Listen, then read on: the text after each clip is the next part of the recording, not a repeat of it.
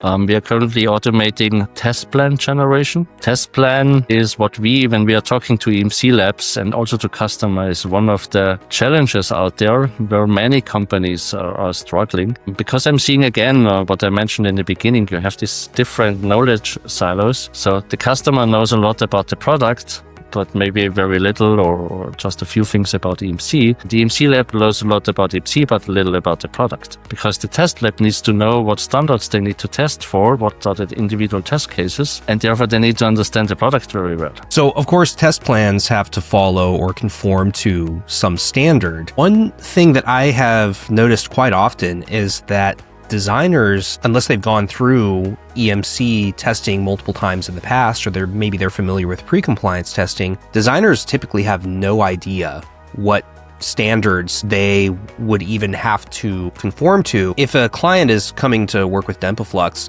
can DENPAFLUX provide that information? Exactly.